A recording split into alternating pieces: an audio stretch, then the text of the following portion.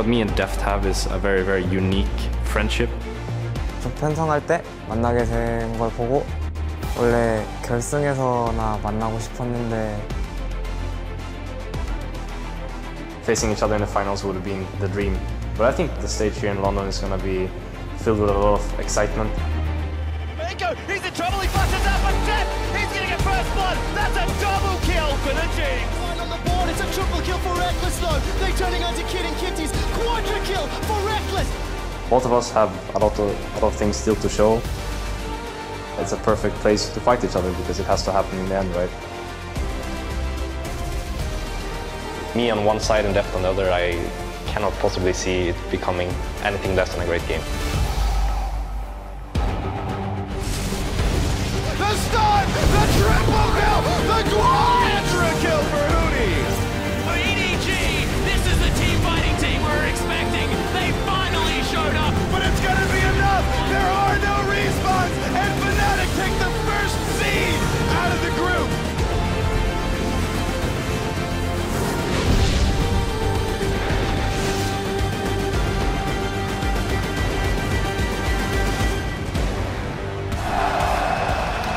Hello and welcome to Day 3 of the 2015 League of Legends World Championship Quarterfinals. We're moving on to the second half of the bracket at the SSE Arena in Wembley, where the fans are out in droves and pumped as ever. Of course, we've got Fnatic coming up onto the stage, so you know there's going to be a ton of energy in that crowd anytime that team is playing. Earlier in the day, a real live champion select taking place outside the venue. Banned out and not pictured, unfortunately, is Gangplank. And of course, here you're getting a look at Edward Gaming making their way into the venue just a short time ago. Deft bringing up the real. He'll be going up against Fnatic, as well as his longtime friend and spirit animal, Reckless. Worlds will end for one of these teams, while the other will continue down the road towards the Summoners Cup. Hello, everyone. I'm James Dash Patterson, anchoring the analyst desk, where I'm joined by the head coach of Europe's Rockhat, Jacob Yamanokenin Mevdi, the OPL's Jake Spawn Tiberi, and North America's own Aiden Zyrene Moon. Thank you for joining me for another huge matchup that will change the face of the knockout stage, gentlemen. You're welcome. Thank you for having me. There you go. See, Come on, be polite. Spawn has no interest in being polite today. Brief recap with yesterday's 3-0 win. SK Telecom are the second team to advance to next week's semifinals in Brussels. Well, they'll face Origin. Now, yesterday, Crumbs claimed that semifinal series is where SK Telecom could finally be handed their first loss. And in an interview with LoLesports.com, the players of SKT echoed the sentiment, saying they don't see themselves as invincible. Do you guys follow the same line of thinking there? I just think that's a great mentality to have, though, because that was a big thing that we heard them talk about.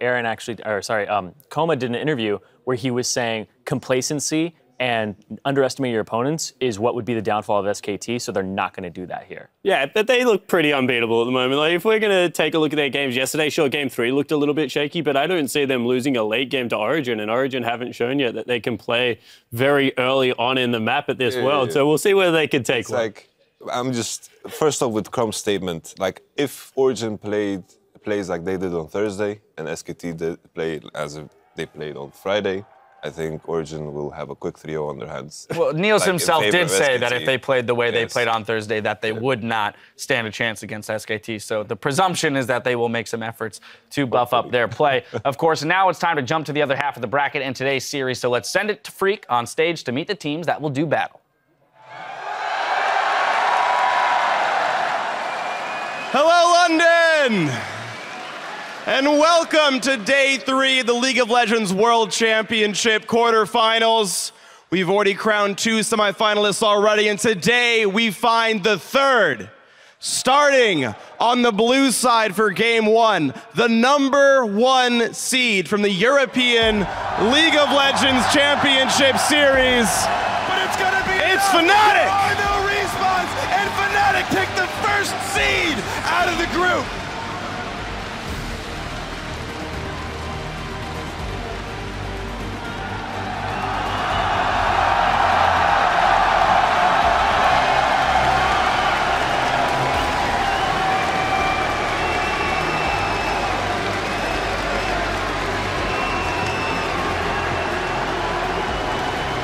Well, the crowd here doesn't need the introduction, but for you at home, the top laner, Hootie!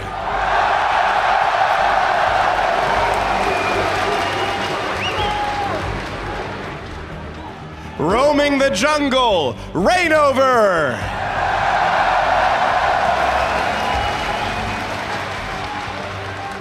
Manning the mid lane, Febivin.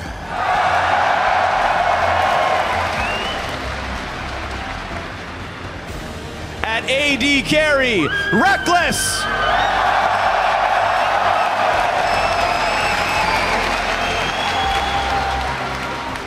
Their support, Yellow Star.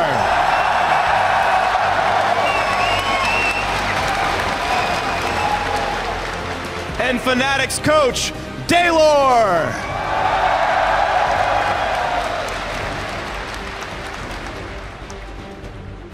Let's hear it for Fnatic, everybody.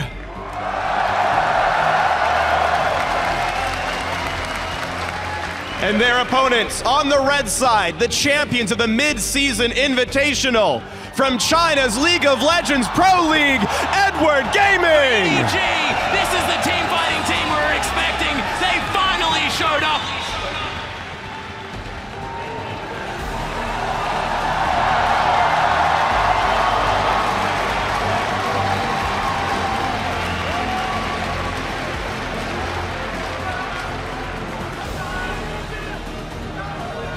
In the top lane, Koro.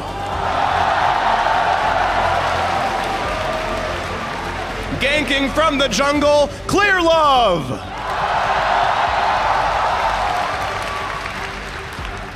One of the kings of the mid lane, Pawn.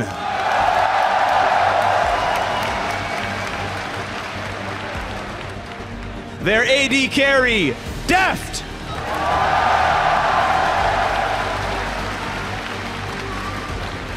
The support, Mako.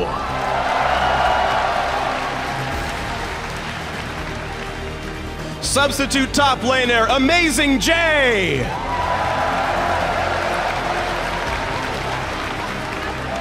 And EDG's coach, Aaron.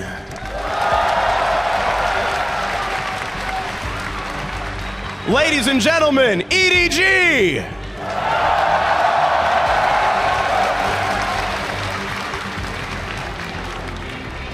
One more time, London. Let's hear it for tonight's quarterfinalists.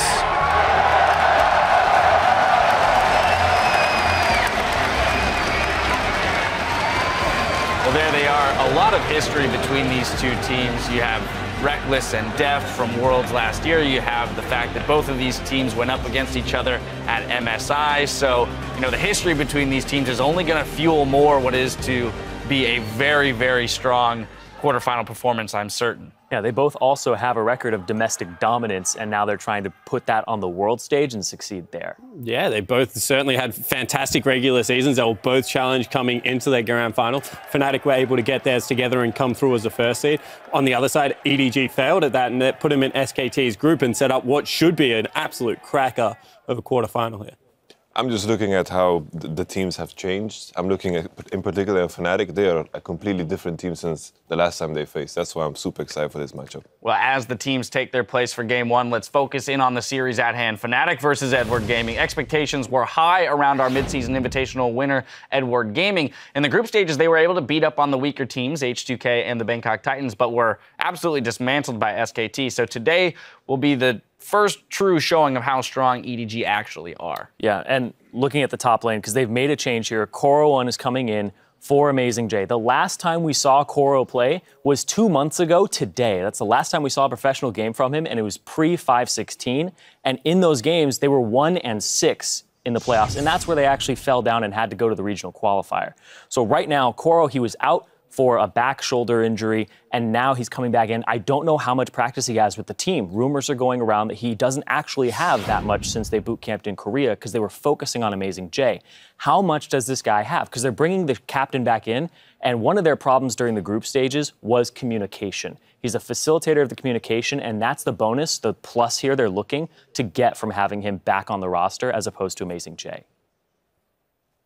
I think that's a very scary point, like the fact that he's injured, but the fact it still remains that they have Amazing J on the bench. If something happens, I'm happy to see they bring in Koro because he has shown in the past that he is willing to play the defensive role, which Amazing J is really bad at. But something that I want to focus on is the Reckless and Deft matchup. We've seen the video, we've seen like the relationship they have between each other. They are good friends. But like when I look at them both, they have a lot of history. They faced each other at Worlds last year. Samsung Blue versus Fnatic. I think, of course, Fnatic won once and Samsung Blue won once. There's a lot of history here when you're looking at these two teams. But of course, they're on. You saw Reckless going to, I think it was Alliance. And of course, after that, he was on Alliance and it looked kind of poor. And after that, he changed as a player. I think that is the most important thing. He's changed as a player and he kind of fit into the role as the defensive player in Fnatic. Like on Alliance, he got the criticism that he was very passive. And I feel on Fnatic, that role is perfect for him because they're playing around the top lane. And Deft as well, he was known as the teamfight AD carry. Like when I think of Deft, I also think of Imp, like Charizard and Blastoise in a way. And of course, Deft was the teamfight AD carry, Imp was the laner. And I feel like Deft now with EDG, he has evolved a lot because they're playing around him.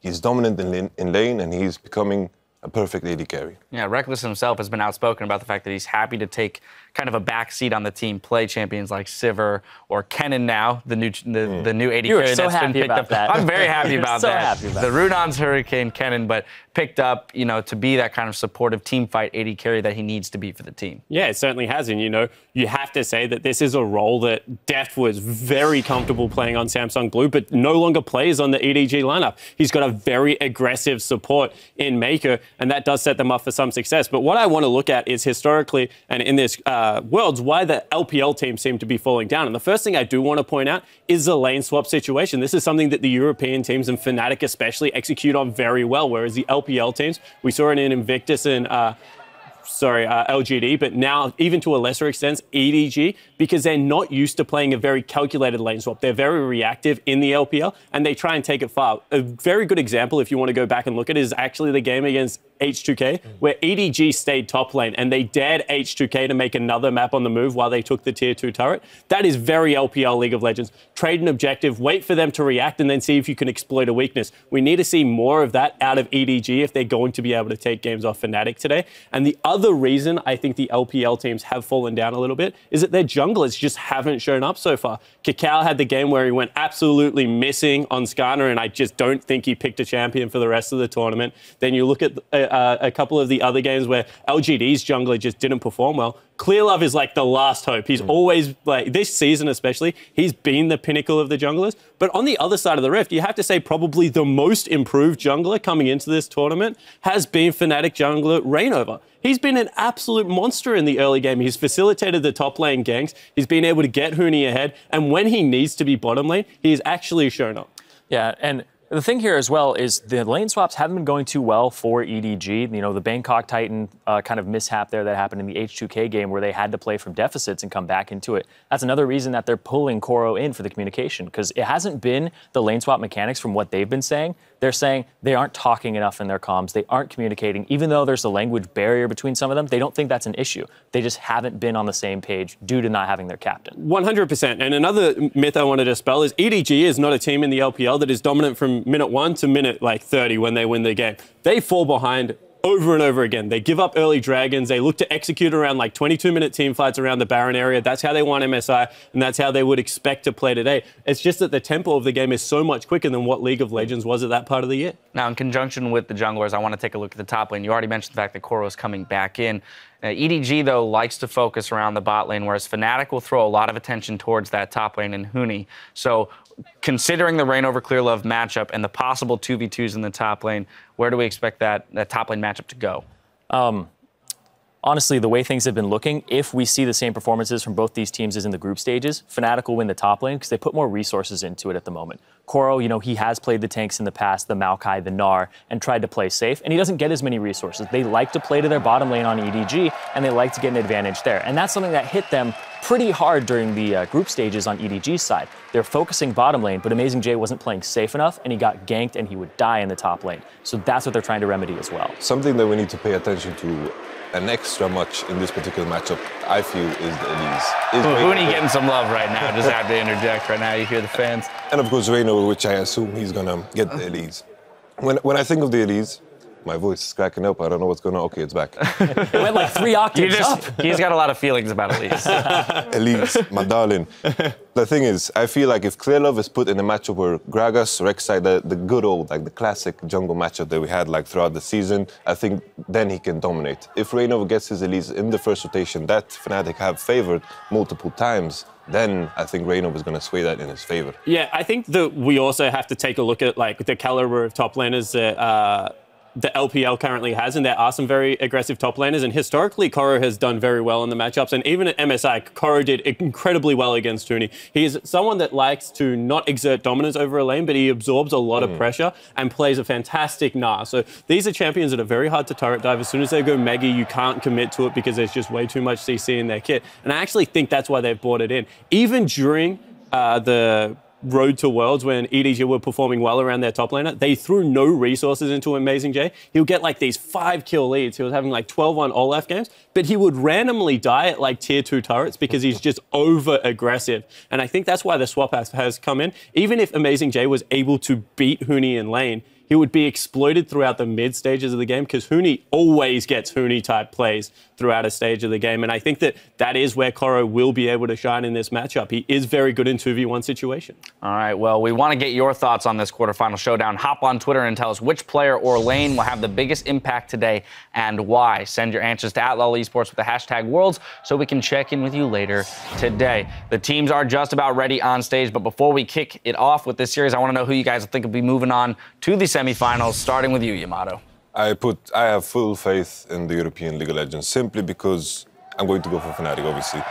Because in this current meta, there is very, very little room to ban out players like Reynov and Febiven. Because the last time these two faced, we saw the Azir ban, the Cassiopeia ban, and Febiven struggled. There's no room for that. Fnatic have the first seed, they have blue side 3 times, and I think they're going to take it. All right.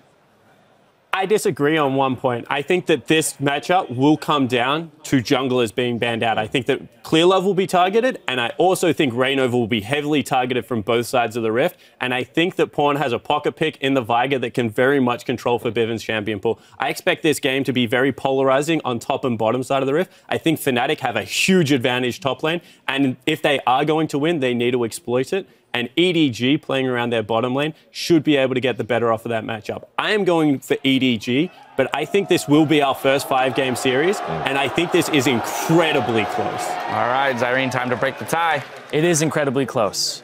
And I've been thinking about this matchup a lot. And then you look over at these two teams. You look at EDG. They look like this great army that has had a lot of success, but they've faltered a little bit. They've lost their general. Their general's coming back in, but they've moved on. It's no longer about shooting bows. It's about your guns. What accuracy does Koro have in the top lane? And you know what? This is real life. This isn't one of those fantasy books. I don't think he has the practice to pull it off. I don't. Yeah, this is a video game in real life. I'm sorry to interrupt your speech, but it's over. You ruined it. I know. But I don't think Koro has the accuracy yet on these guns to carry in the top lane. I think Huni has his number. I think Fnatic's going to take it home. I think they have hometown advantage. And I also think blue side for them is going to be big here. I am going with Fnatic today. Euphoria. There it is. There it is. A very strong endorsement from Zyrene there. Well, the predictions are in. Let's kick it to the casters and load up for the first game in this best of 5. On the way, we'll hear from Reckless and Def, 280 carries who forged a strong friendship from the crucible of battle. I think what me and Deft have is a very, very unique friendship, which is something different from what usually friendship, a normal friendship would be. 일단 후니 선수도 프나틱 가기 전에 Hello. Hello.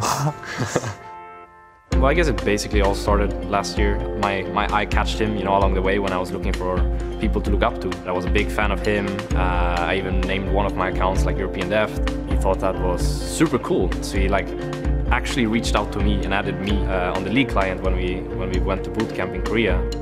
So for me, that made me feel really appreciated, you know, as a person and as a player. 작년에는 제가 삼성 블루라는 팀에서 푸나틱이랑 붙게 됐었는데 저희가 한 판 졌었어요. I saw Deft crying after the game, and I really respect him, and I went to him after the game and I gave him a hug and I said, shit happens, you know, like in the end, life continues, you will do better next time, and I think he was really grateful for it. 되게 착해요. 착한 부분 때문에 친해지게 됐고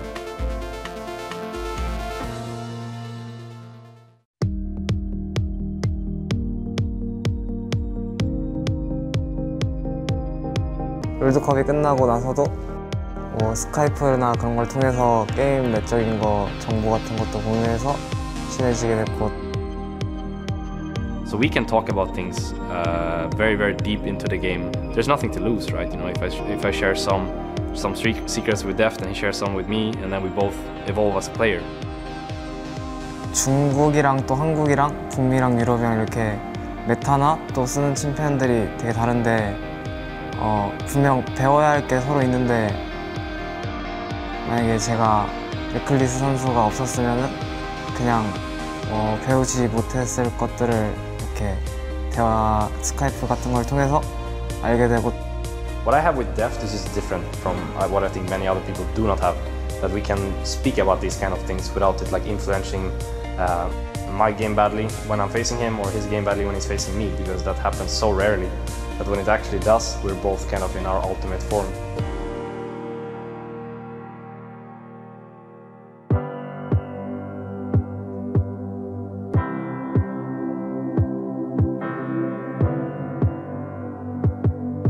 Fnatic has to face EDG. Has to face EDG. What a tough challenge. 좀 편성할 때 만나게 된 걸 보고 원래 결승에서나 만나고 싶었는데 너무 빨리 만나게 된 것 같아서 좀 그랬어요. I mean, obviously I want to win as well. That's why I'm here, and that's why he's here as well. But I think in the end I would be more than happy to see him win as well as myself. 이게 작년에도 레클리 선수가 우승하라고 꼭 그랬었는데 제가 우승을 못했었는데 이번에는 꼭 둘 중에 한 명이 우승했으면 좋겠어요. I think it's super cool what we have because we seem to understand each other on such a personal base, even though we actually don't even speak the same language. I do something for a living that only a few people around the world does the same, right? And he's one of them.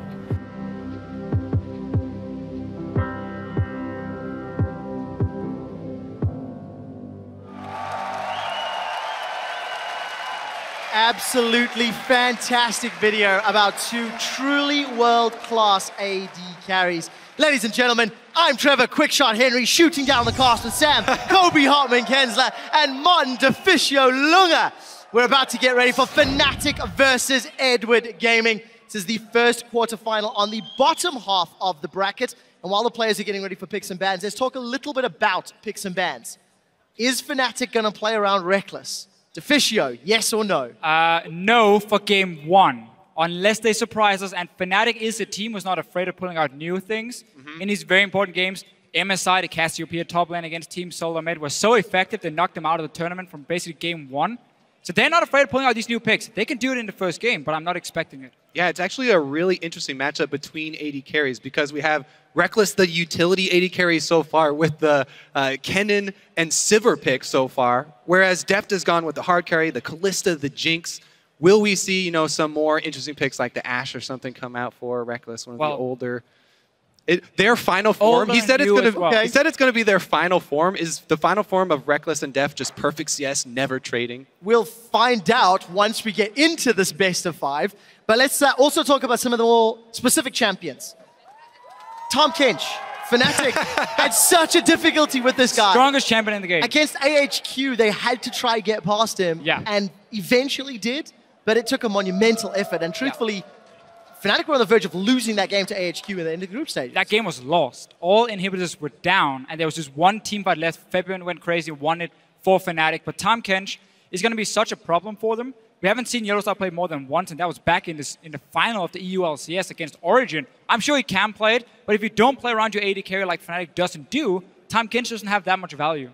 Yeah, and as for EDG's bans, I think since they're on red side, they may just be locked into the Gangplank, Mordekaiser, and Elise. Yeah. As I said many times, you don't want to give the Elise over to Reignover. He's already proven he will perform with that champion on the international stage, and it's just too much early game pressure to deal with. And I definitely agree with the first 2 bans from Fnatic. Kalista against Deft, you know he can play it really well. You don't want to risk that 2v2 bully lane.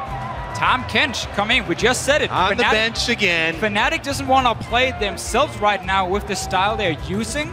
So instead, they just ban it away to avoid Mako picking it. And first pick jungler, it is Rek'Sai as Elise has been taken off the table. And Clear Love has actually had Elise banned against him 3 times this tournament already. But we can really see what Fnatic is doing here, right? It's an AD carry ban and then 2 bans on targets that could buff up that AD carry or make him almost unkillable with the Tahm Kench. So really, they know EDG wants to play around Deft. Yeah, exactly. It's one of the reasons that this matchup between Fnatic and EDG is so interesting, because it's such a top-focused team versus a bottom lane-focused team. Meanwhile, another standard jungler being locked in here. Gragas and Thresh don't give anything away from EDG's side. And I think that's the key thing, because EDG knows Rek'Sai will be the first pick when they ban away that Elise. You're kind of saying, Reignover, take your second best champion now and also take that away from Clearlove. But he's played this matchup time and time again. He's fine with this. He gets the scaling jungler towards the team fights late on in the game. And of course, Thresh, we've seen from Mako, the pick potential these 2 guys have. And the way you can set up ganks in the bottom lane is very key. I would definitely expect Fnatic to save their solo lane picks here, because EDG will have to reveal either their mid lane or their top lane first. I expect EDG to save mid lane pick for Pawn. So if you reveal the top lane, then Fnatic can actually counter pick top lane next round. And this is one of the reasons. Flex Cannon. Yeah, Flex Cannon can obviously go, not support in this case with Alistar, but can go top lane, can go for Reckless or 2 Reckless as the AD carry. But what EDG can do with Koro now in this lineup, and why I think they swapped him in, and one of the reasons for it is the fact he can play a really good Gnar. Very safe matchup for him. He could even maybe go for a Malphite if he wants to, and take a lane where he sits back and he just relies on teleporting. He doesn't need any resources like Amazing J did to be useful. That's a very good point. You know, will EDG also change their playstyle though? You know, while Amazing J did make a lot of his own mistakes, the team also did not help him very often. We'll need to see how Edward Gaming play around their substitute on Worlds tonight. Last night, I mentioned that all of the Chinese teams have performed better after moving in a sub. Let's see if EDG can keep that up. 10 seconds left on the clock. Potentially seeing that Jace, but it might switch at the last second. What are they going to lock in here? So, in case it is Jace. Oh. Okay, this pick. And it is. Can go to Deft. 71 unique champions. We were sitting here and looking a little bit at some of the solo queue accounts for Solo queue EDG. spine pays off. And Jace was one of them for Deft. It is a flex pick and go into the mid lane as well. So we're just going to have to wait and see with the last pick. But this might really fool Fnatic if they haven't done the same scouting. I would desperately want it to be Jace versus Kennen in the bottom lane for the most ridiculous 2v2 bottom lane matchup that we will have seen. But yes, in all likelihood, it's probably going to Pawn. You know, this is a Pawn champion. He's been such a great Jace for so long. But there is that possibility that they could flex it to bottom. Question, if that is a flex, how do Edward Gaming round out their composition, and how on earth do Fnatic reply? So look at what EDG has right now. If you are going to run a Jace in the bottom lane, you need backup. Because obviously for him to all in lane, he's going to go melee form, he's going to jump in on the cannon. So a Twisted Fate is open for them in the mid lane. That pick, combined with backup Gragas and Thresh to set up ganks, that could be scary towards the bottom lane. Solo lane Jarvan or a solo lane Rek'Sai. Do you think? Huni will take it in top lane. And he's done it before. Yeah, we've seen this Jarvan before, and Reignover has never played Jarvan in competitive play. That would be a new one for him at least, but I'm expecting this one to go top into the Fiora matchup. EDG should know that could happen and probably will happen, but instead we get the safe victor as well for February. Now, if memory serves, when Huni did play that Jarvan top, it was against Elements, and the game was challenging, let's say. He had a terrible start. That's exactly it. Nothing. And then, after like 20 minutes, his team was winning. He got like 5 kills, and it was like, oh, Jarvan seemed to work pretty well for Huni. But we didn't get to see that early game from him where he was super dominant. I hope it's going to be Twisted Fate for EDG. I think it fits in perfectly with what they're building here. There's the flex. It's going to be Jace AD carry. We get it. Oh, I thought it was so ridiculous. I know. When we brought this up, talking about it, we're like, nah, he's just playing around. But this is going to be the bottom lane Jace versus bottom lane Kennen matchup. Could you ask for a more interesting way to start the quarterfinals of Fnatic versus Edward Gaming? But again, let's just really quick talk about this Jace. What is going to do? Okay, the all-in potential is going to be very, very strong. You have backup from Clearlove, who loves to sit around the bottom lane. You have Lantern from the Thresh, you have CC to set up, and then a Twisted Fate joining. They're even running triple teleport at home. Also, Jace is actually a really good champion just individually against Alistar. If you queue up the knockback for Jace in hammer form, you can cancel the headbutt, and he won't be able to combo you. So he'll headbutt you, and you'll knock him back at the same time. Won't be able to get off that pulverized, and we'll be able to interrupt it. Plus, they also have the Thresh where Flay interrupts as well. They're still sitting on triple teleport at the moment. Add in a Twisted Fate as well. That's in total 4 globals coming in for EDG. And Febiven's running cleanse in that middle lane. We'll wait until they lock. They did. They went into game with Flash, 3 teleports. Teleport, AD carry, death. It is happening. And it is happening here in London. Hit up Twitter with your votes. Hashtag FNC win if you think Euphoria is the way. Or hashtag EDG win if you think Eulogy is the way. It's game 1 of the quarterfinals. I'm so excited to see if EDG change their ways and actually try and focus on top lane now. Because this Jarvan Fiora matchup is really, really snowballing. If Jarvan gets the first lead there, he can 100% Fiora. And yes, Fiora can riposte, but you have to have a really quick reaction time to riposte the Jarvan combo as soon as you hear the flag go down. Yeah, I'm looking at a Jace and a Twisted Fate that's very easy to lock down for Jarvan once he gets rolling, or if he gets rolling up in that top lane. And there's a lot of CC on the side of Fnatic, Alistar, Kennen, even Victor with his own stun. So there's a lot of ways for EDG in the very squishy lineup here to get locked down, but so many teleports, long-range poke from a Twisted Fate and Jace as well. If they start grouping, having that 1-4 setup with Core split pushing on this other side. All right, so while everybody's been on the teleport hype train for all of Worlds, let's talk about what you lose when you don't take a combat summoner for your lane. Obviously, you're going to be weaker in the lane 1 versus 1. Really, that's supported by all of your teammates having the ability to teleport in if your opponents go aggressive. However, if Fnatic can go aggressive in multiple lanes at the same time and gain the advantage, then force them out of lane and have them teleport back, you can defeat them while they're on cooldowns. But if I wanted to run teleport on my AD carry or on my support, I would do it against Fnatic. Because again, they are a team who does not play around Reckless and Yellowstar in the bottom lane. They will sit very often and farm alone and get no help. So if you know you always have your jungler as backup and a teleport from top and from mid, I would feel safe enough not running a defensive summon. And look at the starts from the junglers. This is exactly what we're talking about for both of these teams. Reignover starts on the bottom side, so he'll end up top by the top side, you know, where he's usually around Huni. And Clearlove is starting on the top side. Well, he'll end up on the bottom side of the map to try and help Deft. And Fnatic is pulling for him, so he doesn't have to use an early potion. He gets the camp down faster and rushes towards the red buff, so he will be slightly ahead of Clearlove once he reaches that top side. But again, it puts Fnatic's bottom lane behind because they don't get a camp. Deft is level 2 already. He's got himself a ward, some additional potions from securing that Gromp. And gents, the theory of the AD carry teleport has been explained well. Let's see if EDG's communication can step up.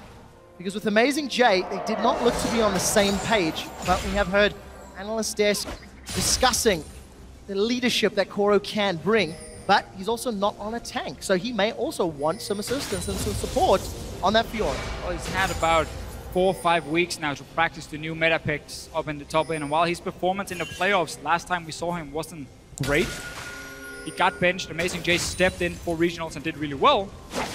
Koro is back and he's here for quarterfinals. Clearly the team believes in him. Yeah, here we go mid though. Reignover, level 3 going for the Rek'Sai gank. Looks like he may be able to get... Oh, he misses even the Praise Seeker, so he gets 0 damage out of it. Wasted very little time, though. Did show he moved towards the top side of the map. So right now, it's very easy for EDG. You can see Koro already gone back to his own tower because his team is communicating. Careful, Rek'Sai going on top side. Don't risk the combo from a Jarvan that is so easy to set up a gang into the next knockup from Reignover. Yeah, and he's actually using his teleport back to lane here for Koro. So that is 2 of them down. All three of them down. actually been expended. So I talked about working around those cooldowns for the teleports. All of these laners are much weaker in lane. Really, the difference is going to have to come from the extra Doran's Blade that Koro bought versus the with blue that buff purchase. That Feathervin has now been donated. First one of the game. So already Feathervin had shoved Pawn in. Pawn's picked up that additional Doran's. Feathervin's going to have to do a little bit more work with that blue to maintain control against Pawn. It's such a funny setup Fnatic run. The bottom lane doesn't get a camp alone. They give it over to the jungler or to Huni normally. And Reignover rarely takes away his own blue buff early on because he gives it to Feathervin. He can use it more in that mid lane. So they're trying to really split the resources quite a lot. And because they're playing a utility AD carry, they don't care about Reckless falling 5-10 CS behind. They're paying it forward. Bottom lane gave a leash to jungle, then jungle gave the early blue buff Then to they mid. gank for Huni. They're such great friends. Here, look at this invade from Fearlove, though. Does get down some early wards. Now, as a jungler, whenever you go to your Raptor camp this early in the game and you see it not spawned, if Reignover goes over there and sees the Raptors have been cleared, you have to assume there's a ward in that brush. Because you've obviously been counter jungled there, this is literally the most common ward that junglers will place early in the game. Right now, just because he just switched over to his sweeper, he doesn't have it ready to activate, but he's got to know that he just went through wards. Instantly pinged the location, Kobe. He'd get himself into trouble. Well aware. Gold card is already primed. Reignover gets tagged, but he channeled the tunnel already and gets away relatively unscathed. Yeah, Pawn jumped the gun there a little bit. They had him right where they wanted. Full vision on him, but pulls the trigger early. Well, Mountain showed us yesterday just how slippery a Rek'Sai can be. Reignover sticking around for this invade, and there's seems to be a little bit of movement from the mid lane. The Death Ray catches Pawn. Reignover's not going to get the knock up, and the gold card did connect. Reignover's still got flash, is going to need to channel. Teleport's coming in onto the tunnel from behind. Huni throws down the Demacian standard, and the Dragon Strike, and it's first blood to Feathervin, but Reignover eats the wild cards, trades 1 for 1. Yeah, a little greedy there for Reignover. Goes back in, gets hit with the auto and the wild cards, I believe, to go down for an extra kill. Fnatic would have had that clean first blood if not for that. Not very often, though, we see Fnatic put so much attention towards the mid lane. Early on, Feathervin farms under control mages. Normally doesn't do a whole lot, but they really want to shut down this Twisted Fate. Early on, it meant Reignover showed himself twice, and EDG knew what was going on, but didn't respect the fact they didn't have a teleport from top, and Huni did. Yeah, actually chalked that up to sort of a fumble by EDG because they were the team with more information. And they got played there. 3 teleports down, and they let Fnatic create a play while they were down in teleports. Reckless just got chunked real hard down bottom, and Huni, he's been challenged. Koro in his first game at the World Championship flashes forward aggressively. Destiny gets channeled by Pawn, and Huni is caught by the red cards. Gate is revealing his vision. Koro lunges forward. Red card, yellow card, blue card. Pawn's looking for the trigger. Pulls it on the gold, but Huni's managed to get away. EDG afraid of chasing in. They had no vision in this jungle. Didn't know if suddenly Reignover would show up, but Feathervin was nearby. And in the end, Huni escapes. First ulti used from the Twisted Fate of EDG, and it was not resulting in a kill. And that is huge. What an outplay there from Huni. Waiting for Pawn to trigger the ultimate there and actually commit to one direction. Pawn actually committing a little bit too early there. But Pawn does have the early cooldown reduction boots, so that will reduce the cooldown for his next Twisted Fate ultimate. Yeah, we're probably going to see the standard build for him, where he goes for Home Guards very early on, and you're not afraid of then just use your entire mana pool and pushing out a wave, recalling, proc the Home Guards, get mana back, and then go gank the lane. Obviously, Fnatic needs to constantly communicate. Whenever he's moving away from the lane, he has TP, and ulti will be up in a few minutes as well.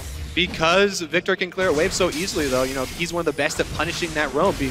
Pawn went for the early play, and Forbidden's already up.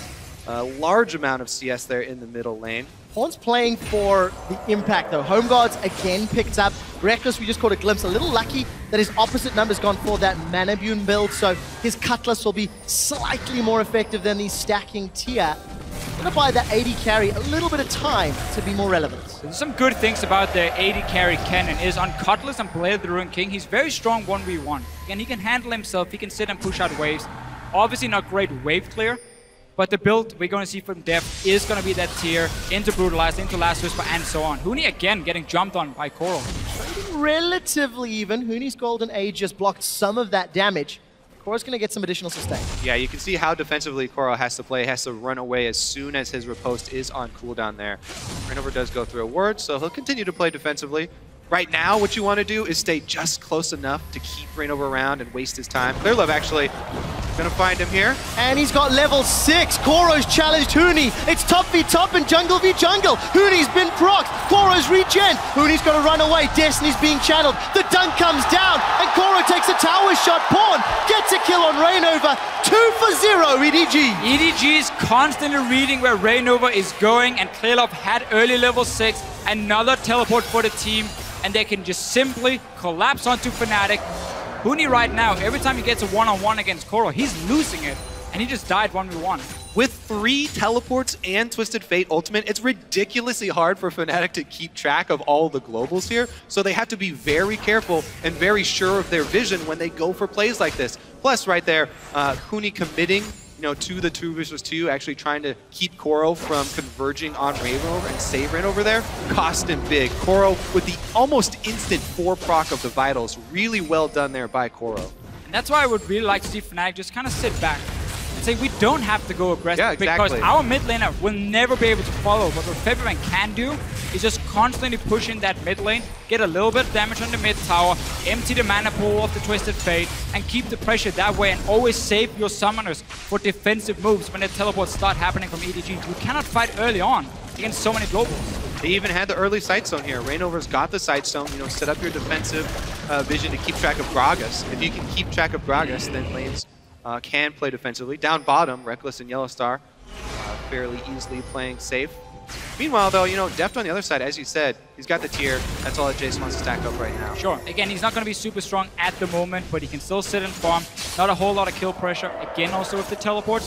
So really, against a team that plays so much around the top laner, having so many globals is so effective because the split pushing should never really start from Huni. He will always just get jumped by 2 or 3 guys. We'll find out how Huni's going to be able to pull himself back into the game. And we crested 10 minutes. Febiven's got a very large CS lead over Pawn. Pawn actually, CS difference at 10 is the 2nd lowest of all quarter-finalist mid laners. So he's going to have a little bit more pressure to make those side lane gank impacts more valuable. Yeah, plus with this early home guard upgrade that you guys keep talking about and the Twisted Fate ultimate back Said it once, up. Kobe. Right, it's a great point because right now what you're looking for is the recall timers. Everybody's fighting around recall timers right now. Yes, it is about marginal CS leads, but it's the recall timer right before the big dragon fight setup here. You can already see Mako's trying to get the first line of wards down, trying to get some vision for themselves. Teleport's coming back up of cooldown. And that dragon fight is where Fnatic needs to strike. It's not in the lanes against the globals. It's in a big 5-on-5 team fight where the enemy team is lacking 3 offensive summoners. We also see a Rod of Ages being built in the mid lane, so that's even slower stacking up. The first dragon is where Fnatic needs to be ready to fight. You have a cannon with his ulti, you have massive AoE from Febiven, and Huni can catch out some of these low mobility targets. That's where Fnatic want to strike, but they cannot fall further behind. Also, it's exactly where Victor shines. If Febiven can get to level 11 first, the huge amount of burst from that Victor ultimate can easily 100% somebody with a full combo of Victor if they're able to gain some vision around the area. Yellowstar does get hooked in though. He's going to headbutt Deft away. He's in trouble. Huni forced to flash. He's been collapsed on. Flash forward onto Pawn. He's taken 2 turret shots. The Grand Challenge may time out shortly, but that's a great charge. Backwards, Clearlove, as well as Pawn get themselves 1. Tower hits onto Koro. Will at least make it a 1 for 2. But EDG have the advantage. Level 10. He's taking the wrong way. He's gone the wrong direction. Clearlove has started to channel his recall. The Death Ray needs to hit, and it's going to. Febiven will make it 2 for 2. And look at the difference right here, because Fnatic were not the ones making the play. They were sitting back, they were saving all the cooldowns of when this play would happen. Obviously, EDG can get the first kill because there are 3 guys going to top side, but at least you get a 2 for 2 on the side of Fnatic, and you use a lot of globals. Yeah, you have to be so careful though, because you feel like they used a lot of globals, but they still have 2 teleports available to finish. It's unfair. Yeah, exactly. By saying a lot of globals, they only use Twisted Fate. So take that one back. Take that one back. All 3 teleports will be available for EDG in just a couple of seconds. And that first dragon fight is still looming. As far as Fnatic are concerned, they've got first blood in every single one of the games they've played at the World Championships thus far.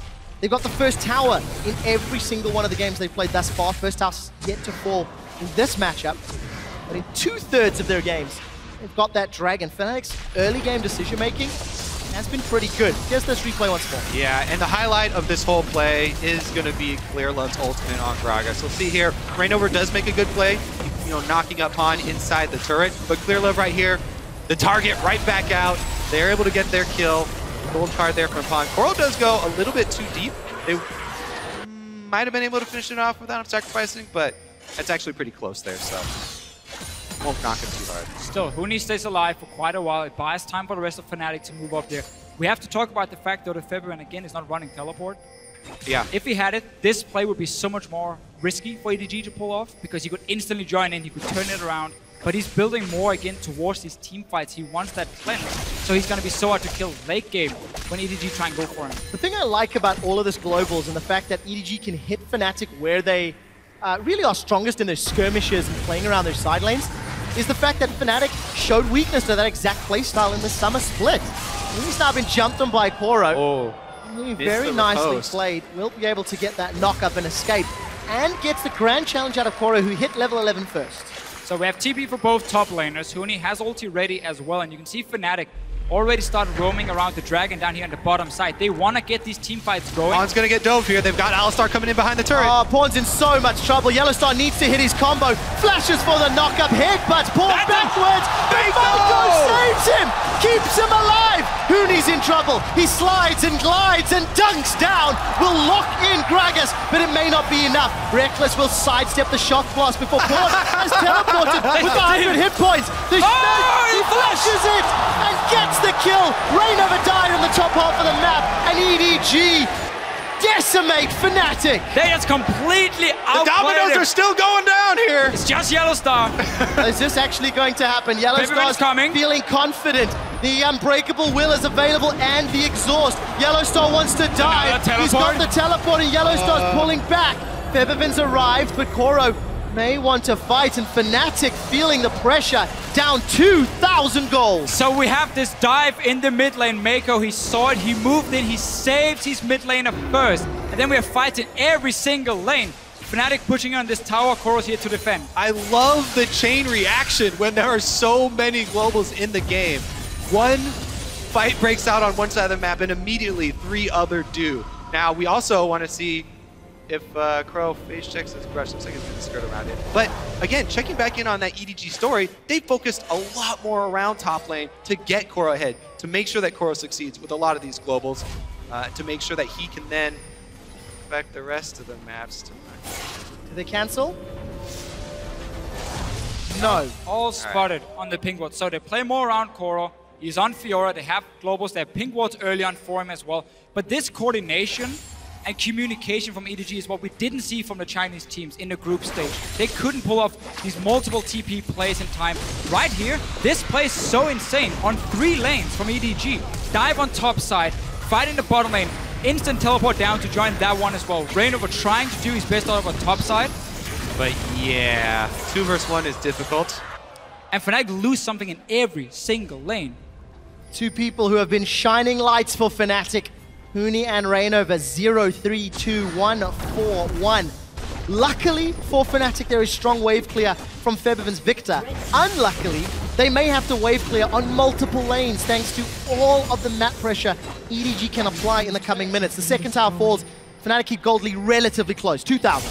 Oh, well, we have another face check here. Let's wait for this fight to be over. Huni's going to chase down. He's going to find the Vital. Huni's going to slide himself to safety. But Koro's winning the duel time and time again. Again, Clearlove top once again. They just want to make sure that Koro keeps Huni down. Another tower dive incoming. There's no flash for Clearlove, but he connects the body slam. Huni's caught for a little while, flashes the cask and gets knocked backwards. Will Koro and Clearlove get away? Rainover is going to go for the knockup. He's not going to find it. Koro puts the challenge onto Rainover, and Yellow Star's still far away. Huni's got the Cataclysm. He needs to find the target. Yellow Star's lumped up Koro, and Maiko with the Lantern of Life.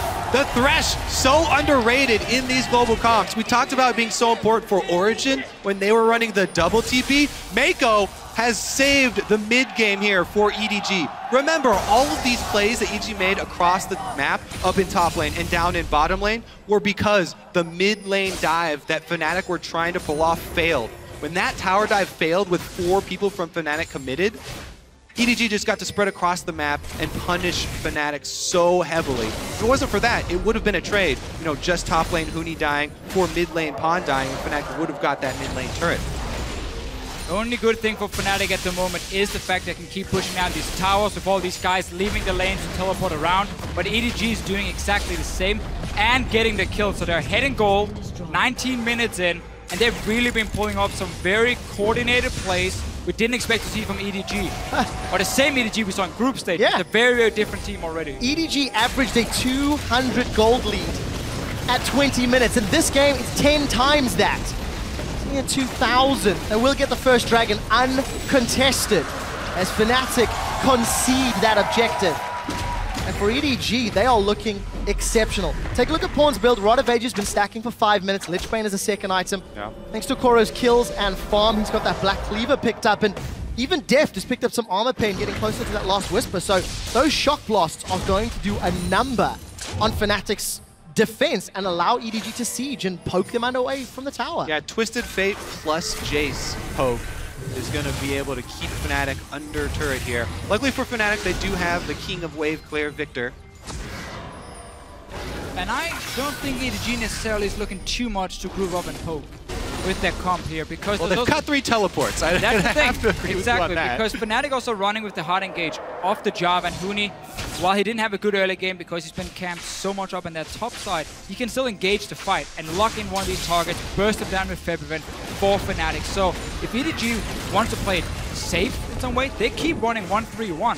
With all these teleports here, have your Twisted Fate sit in mid and just keep going to both side lanes. I think the thing that you do, though, is you combo your Twisted Fate with your Jace, because in the mid lane, Twisted Fate can then teleport to either side, you know, while Jace and Twisted Fate are poking in the mid lane. Plus, Jace has a speed boost he can use to disengage for them. Gentlemen, Yellow Star, he fancies this one. He's going to pulverize onto Clearlove. The Unbreakable Will is there as well. Rainover's jumped in. Deft has got dunked by the Cataclysm, and he's dropped. The Grand Challenge is onto Huni, and it procs, healing up EDG. But it does not matter. Goro's killed through the heal. Clearlove stunned up by Reckless. The pulverize connects. Fnatic find 3 kills. And may set their sights on Baron. They've peeled backwards. We just talked about how EDG does not want to group up, because then the hard engage from Fnatic can happen. And what do we see? Well, they get the fight. They start the Baron. Yes, they're going for Baron here, and it's just Pawn and Maiko on the outside. Going to try and poke them off of it here. Find out if they do. Maiko's gonna need to wind up that chain and find a target. 2,500 hit points on Baron. Paul is gonna throw the wild cards. They killed Yellow Star. The Baron's secured. Will they win the fight? Pawn's knocked up. Reckless looks for the stun. He's got 1, he's got 2. They've got Baron. Fnatic lead EDG. What a play from Fnatic. They know how strong they can be in a 5-on-5 team fight. Yellow Star was baiting it, and he goes in first. Raino with the flank. Everyone from Fnatic collapses. You have to be decisive when you're facing this much global pressure. And Yellow Star, the captain, the shot caller for the team, makes the play. He dodges the hook from Maiko, circles around, Raino teleports in, and they're able to get the fight they want. Deft here, stuck in the middle, can't even click the lantern and had to flash out. Well, meanwhile, they've got Koro as well. Again, this time around, Fnatic catching Koro, the straggler. What's going on here? We just praised EDG for the coordination there. Great communication, suddenly using 3 teleports. Koro just got completely caught out for absolutely no reason. Grouping up earlier as well. Get the team out for Fnatic. They just turned this game around. You have to be so careful when you are running a high pressure team with multiple teleports, you have to coordinate your pressure. You can't just have one person splitting while the rest of you are, half your team is purchasing in base. Everyone has to coordinate their wave pushes. Bottom and top need to push at the same time. There, Koro was just pushing by himself. Nobody else from EDG applying pressure. So Fnatic collapse and they get a nice kill. With Baron buff afterwards, it means they get a whole bunch of objectives afterwards as well. And of course, because Deft was dunked so early on, he never got to deal damage. Febiven's early advantage gives him some help.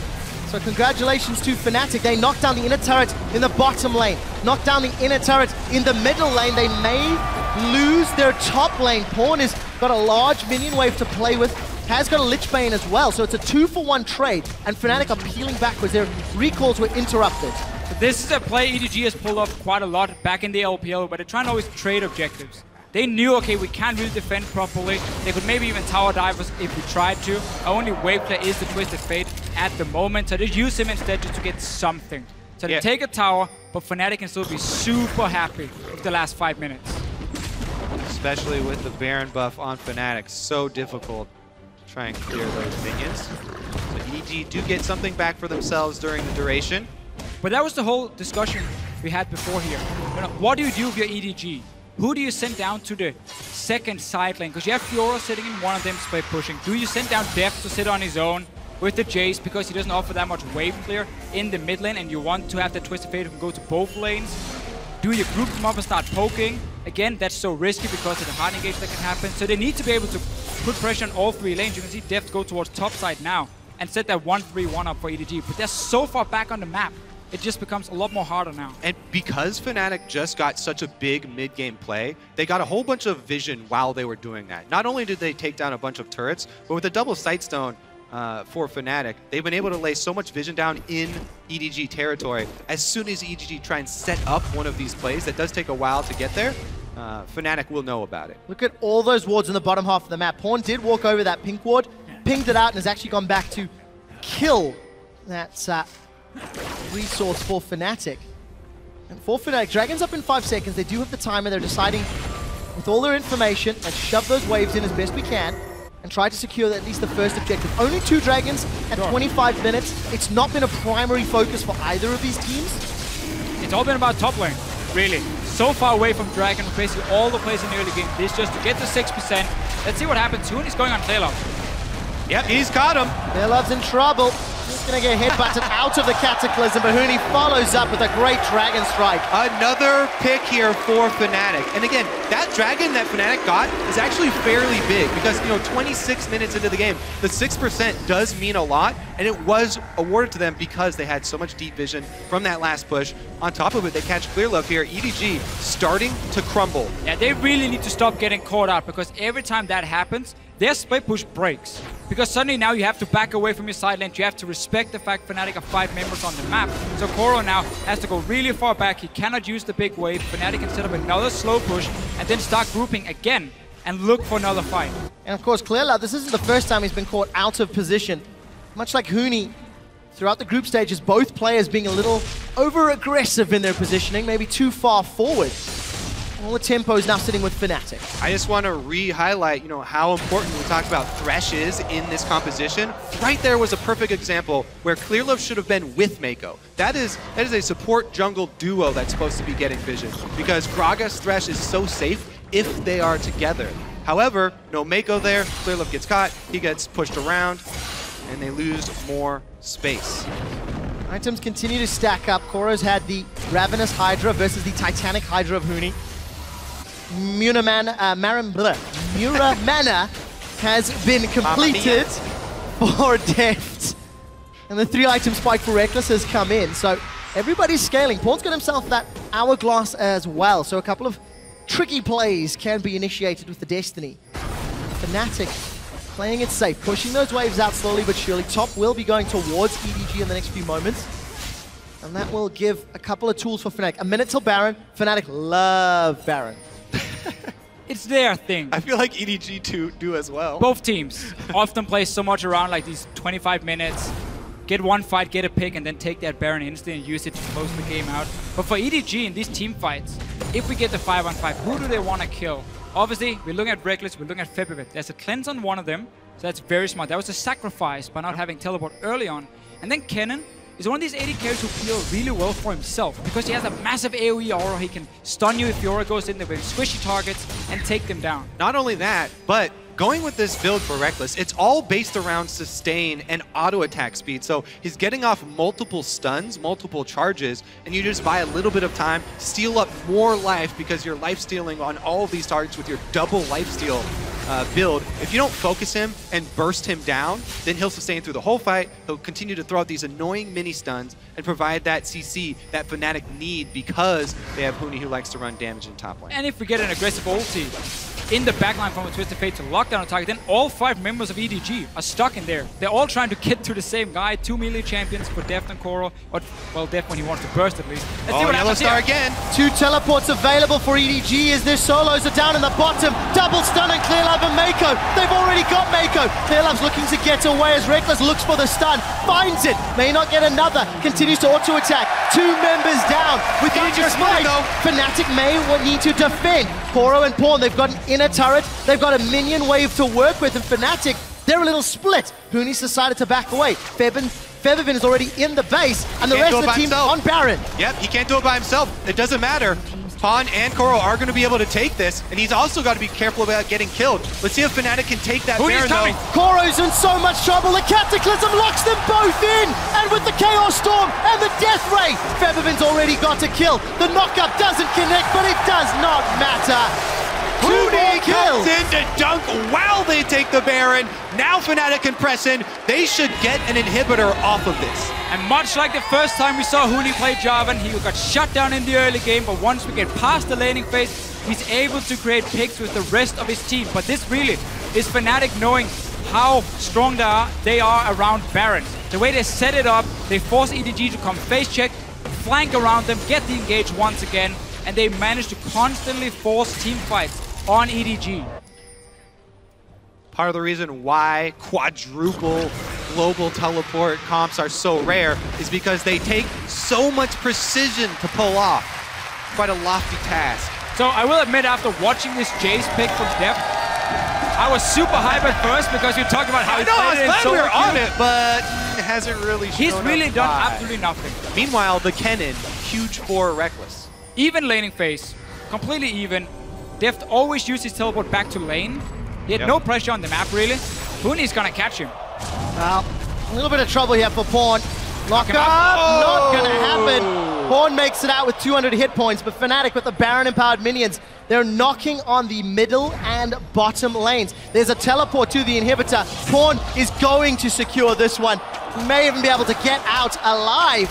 He's definitely been reviewing the backdoor tactics. He has no minions, though, But Huni's got home guards, though.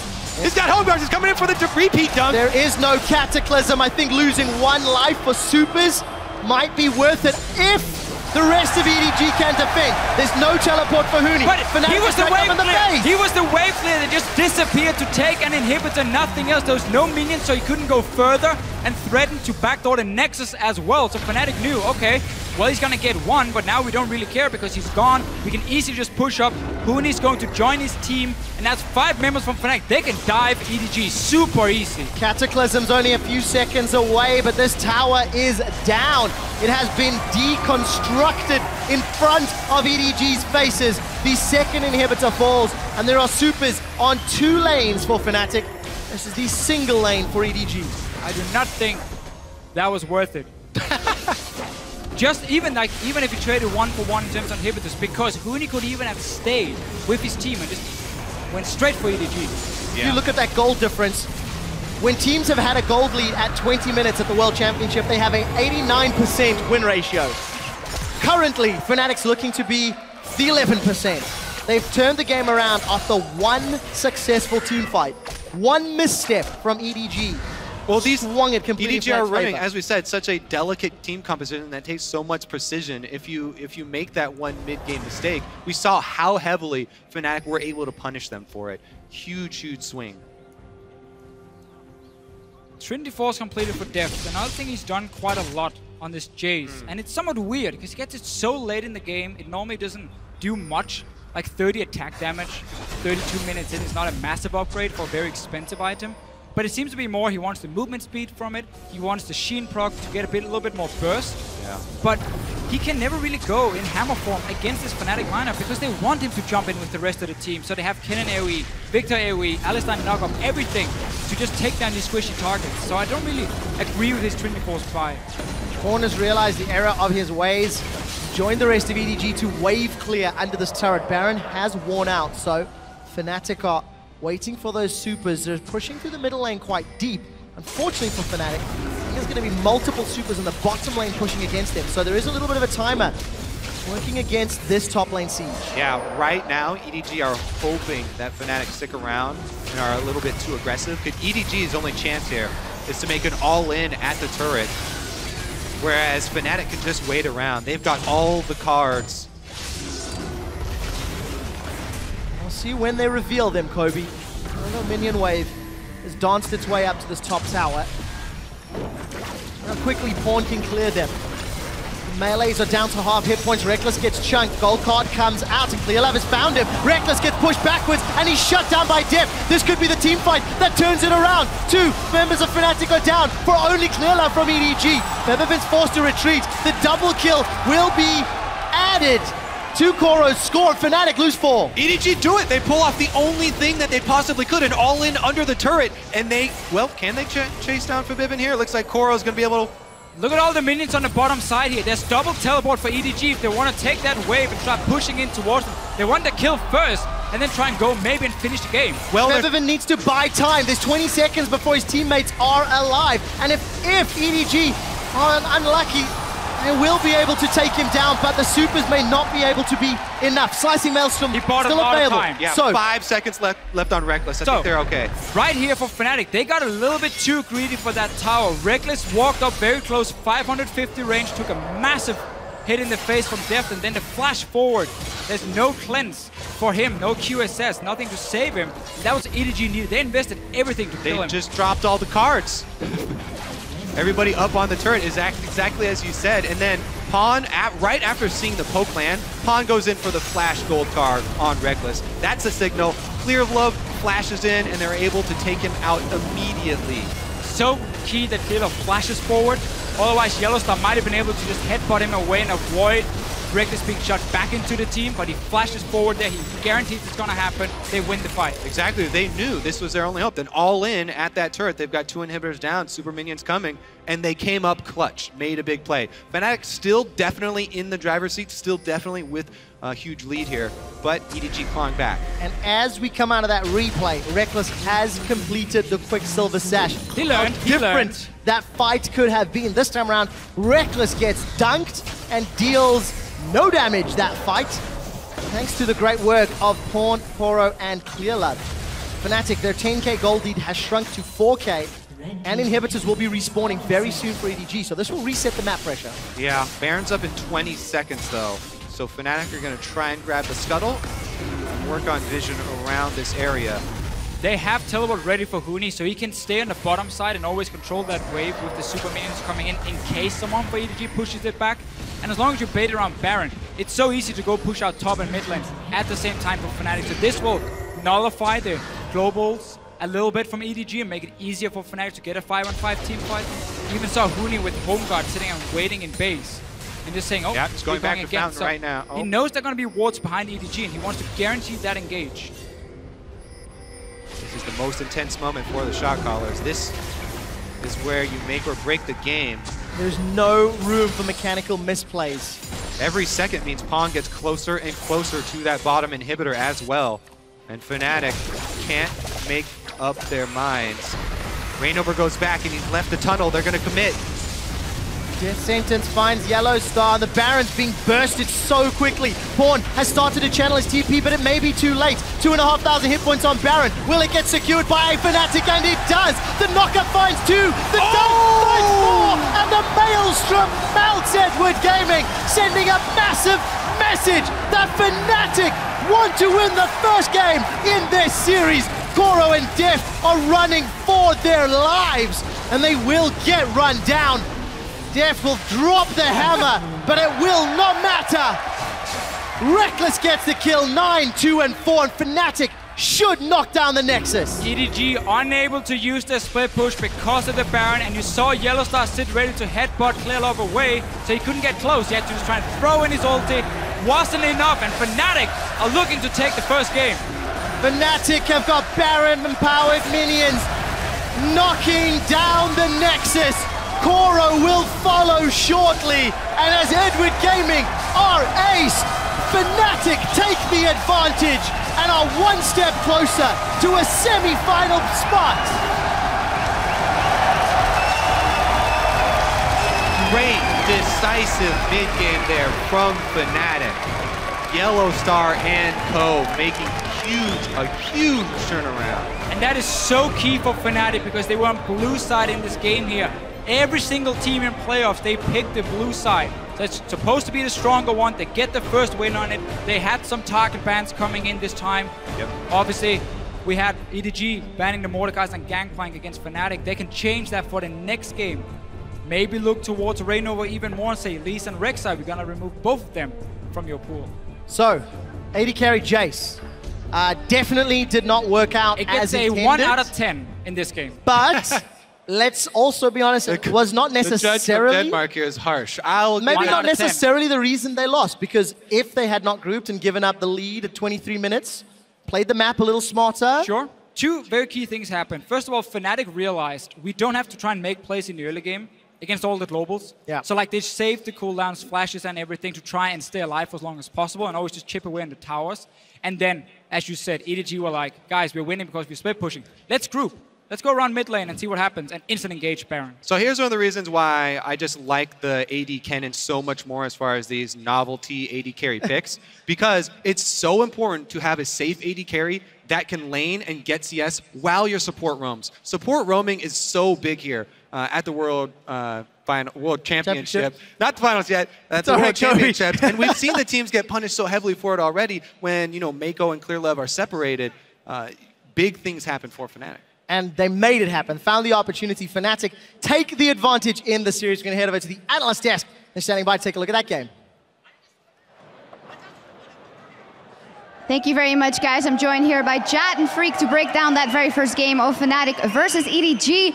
Whew, what a game it was. A fantastic game. Let's just start with that. Absolutely. Yeah. I mean, there were so many cool things going on here. We got to see triple teleport come out. That was interesting for sure. We got to see some really tenacious calls as well. The 21-minute semi-ace where Yellowstar makes the right call to go for Baron because the chance of a steal is actually quite low.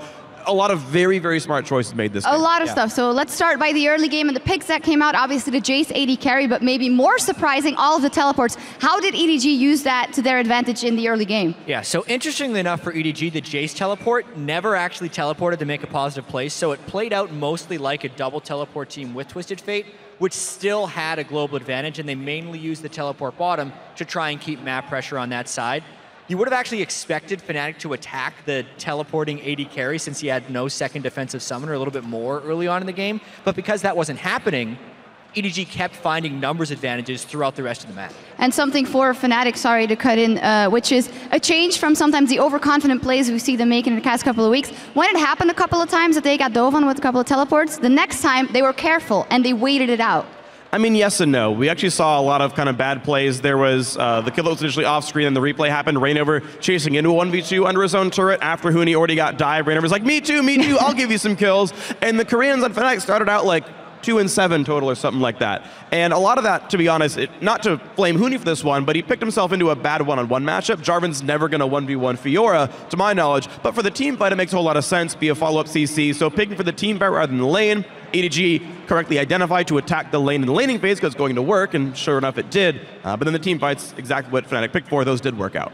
Yeah, and let's take a look at one of those team fights that swung the game back in the favor of Fnatic when they grouped up and, well, showed what they could do versus that EDG composition. We can roll the clip. Yeah, and this is Fnatic only having one teleport and using it aggressively, but it's exactly the type of team fight that they're picking. The Alistar, Victor, Rek'Sai, lots of these AoE CCs, as well as the Kennen who can jump in here. Deft did not do damage in this fight. I think we saw afterwards it was something like 176, burns both summoners and still dies. But this giant cluster of particles are mainly good for Fnatic because most people are stunned inside Reckless's Kennen ultimate. Every time Fnatic could successfully group, they had the superior teamfight composition because Pawn was never set up properly. They couldn't poke very well with depth. And the aggression of Fnatic in between the windows of being exploited by EDG's global compositions are ultimately what won them the game. And as Freak was saying earlier, this was an incredibly smart Baron call. Right, so the only guys alive are Mako and Pawn, and Yellowstar, look at him. He's going to realize that, look, I just need to buy some time, make sure my team doesn't get AoE, so he happily walks into death. He doesn't really care. The rest of Fnatic off-tank it properly, then just a very good re-engage. It's a 1 versus 3. You're pretty much never going to win a fight like that. Not a lot of damage comes out of Thresh. You know, that's good stuff there. I do want to highlight one small thing in the beginning of the team fight, though. Def did not seem like he was all that used to playing with teleport because he teleported like right here. He TP'd on a lantern because he's used to that button being summoner heal. And I know I've like tried to run exhaust AD carry before and like done nothing with it. Like that happens sometimes, and he clearly hasn't played it enough to have the right muscle memory in a team fight. Yeah, and there we see Fnatic huddling, of course. Need to keep calm, only 1 victory. They need to get 3 if they want to win this best of 5, but good signs for them. As we look a little bit more into the game, of course, those teleports that were very useful for EDG early, they give them kind of an insurance when it went awry in the late game, because whenever they do win a fight, they could put the pressure on the base. We have a team fight from later in the game where Fnatic sets to pressure on the top turret of EDG. We're going to take a look at that, and oversteps their boundaries. Yeah, well, I think this was an example of EDG controlling the people who were winning the fights for Fnatic. Reckless basically gets zeroed out in this fight, and it was, in my opinion, a lot of the Kennen ultimate, which was creating the ability to follow up for the rest of Fnatic. So in this one, it's mainly just Fnatic getting too aggressive at this turret. They have 2 inhibitors down, so they could have actually been a lot more patient with this until the minions were nearing the Nexus, but instead Pawn gets a good flash, and right as soon as that stun lands, the rest of EDG just piles on really well. It's a really good chain of engage. Clear love with the knockback in. Reckless never gets to do anything, of course. He's not going for the Zhonya's Hourglass, so the R zonings that he had a window for can't happen. And Koro honestly navigated these team fights beautifully. He's against a big team of AoE crowd control and still finds ways to turn on the ultimate, proc all 4 vitals, get a big heal, where if the team doesn't get one shot, 700 health floods back into the team, and EDG wins those fights. Yeah, one thing I really liked about this game, though, was the willingness of both teams to pick fights. The bloodiness in this game was really high. We were nearing a kill per minute by the end of it, which is higher than, by far higher than the average at Worlds, and also higher than the average from the LPL or the European LCS. And I actually think we're going to be seeing a lot more of that from these teams just out of the picks from game 1. Huni very willing to pick an aggressive choice, very willing to opt into weaknesses to get advantages elsewhere. So we're seeing a lot of mismatches just based on the coaching and picks and bans, which always leads to more interesting games. Yeah, maybe to close this off, we did see the teleport strat in game 1 coming out of EDG. Will they completely overhaul that strategy? Would you? I mean, maybe. Honestly, like, Def's teleport meant very little. Yeah. Okay, you got to take Gromp and TP in for some wards and extra potions. And his 2-on-2, despite facing a, fairly scary duo lane, got to get back and get more farm, but that teleport meant basically nothing. It was a comp we've seen the entire time of the tournament. TP mid laner, no surprise. TF, no surprise. Defs meant very little. Yeah, I think double TP is the thing we're going to continue to see. I don't think triple TP is the thing we're going to continue to see, and I expect Def to pick more to win the lane. I think he can punish Reckless's Kennen if he continues to go for that pick. He's been practicing a lot of Caitlyn, which is something we saw yesterday, and has a very favorable matchup against the Kennen if they can manipulate that lane matchup. So I think that's what we're going to see from EDG in the next game. Yeah, a lot of tools to work with from both sides, but it was a fantastic game 1. We're going to step away for 1 second or a couple of minutes actually, but when we come back, it's going to be game 2 between Edward Gaming and Fnatic for that spot in the semifinal. More World 2015 coming your way right after this.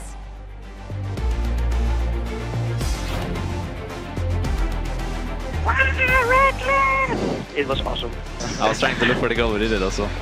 I couldn't find. Martin the Heartbreaker. Onto the tunnel from behind. Huni throws down the Demacian standard. And the Dragon Strike. And it's first blood to Featherfin. Pawn's in so much trouble. Yellowstar needs to hit his combo. Flashes for the knock-up hit, but Pawn backwards. Mako saves him. And EDG decimate Fnatic. Jeff and back, Jeff and back. Nice. JCQ. Good job, really good job. And he's shut down by Def. This could be the team fight that turns it around. 2 members of Fnatic are down for only clear love from EDG. The knockup finds 2, the dunk finds 4, and the Maelstrom melts Edward Gaming. Fnatic are 1 step closer to a semi-final spot.